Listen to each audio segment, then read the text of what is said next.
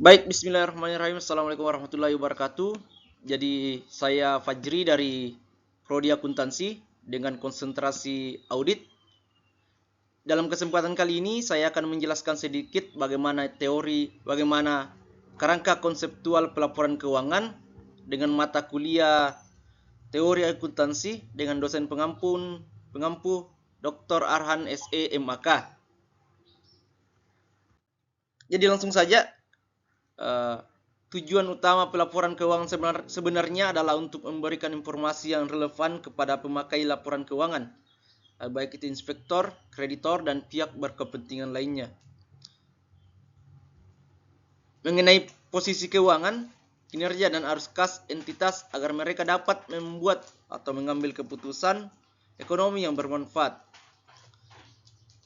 Jadi ada dua karakteristik pelaporan keuangan. Yang pertama itu relevan dan representasi yang jujur. Jadi berbicara masalah kerangka konseptual dalam teori akuntansi, itu tidak akan terlepas dari persamaan dasar akuntansi, di mana itu aset sama dengan liabilitas tambah ekuitas. Jadi ketika berbicara masalah kerangka, jadi kita akan berbicara masalah dasar.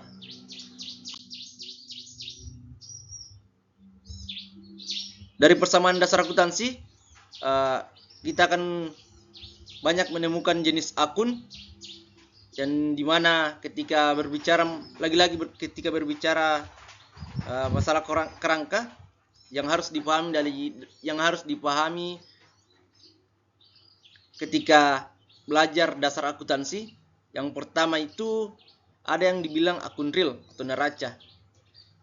Yang pertama aset ini terbagi lagi menjadi kas, piutang, persediaan, dan peralatan. Akun yang kedua yaitu liabilitas atau kewajiban yang mencakup utang usaha, utang bank, dan ekuitas. Akun ketiga ada yang dibilang modal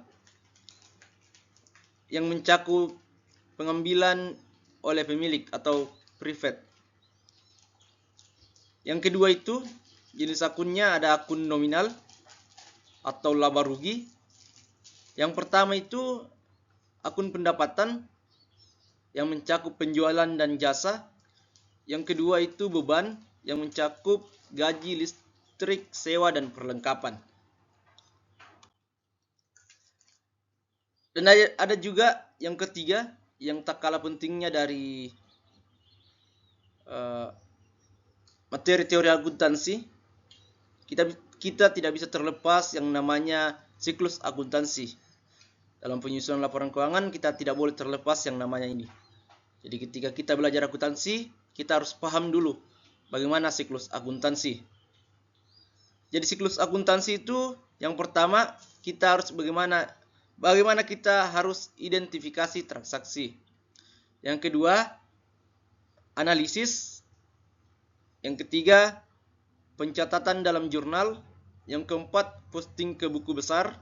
Yang kelima, penyusunan neraca saldo. Yang keenam, penyesuaian. Yang ketujuh, penyusunan neraca saldo setelah penyesuaian. Yang kedelapan, penyusunan laporan keuangan. Yang ke-9 jurnal penutup. Yang ke-10 neraca saldo setelah penutupan. Jadi ketika kita belajar kerangka konseptual dalam teori akuntansi, jadi kita tidak bisa terlepas dari tiga hal ini. Yang pertama saya sebutkan tadi, persamaan dasar akuntansi. Yang kedua, jenis akun dalam akuntansi. Yang ketiga itu siklus akuntansi. Jadi ketika kita berbicara masalah kerangka, kita tidak bisa terlepas dari tiga hal ini. Jadi mungkin itu dari saya. Terima kasih untuk teman-teman yang sudah menonton video ini. Sekian dari saya. Dan ucapan kailaya kunadulatan bainal akniya minkum. Assalamualaikum warahmatullahi wabarakatuh.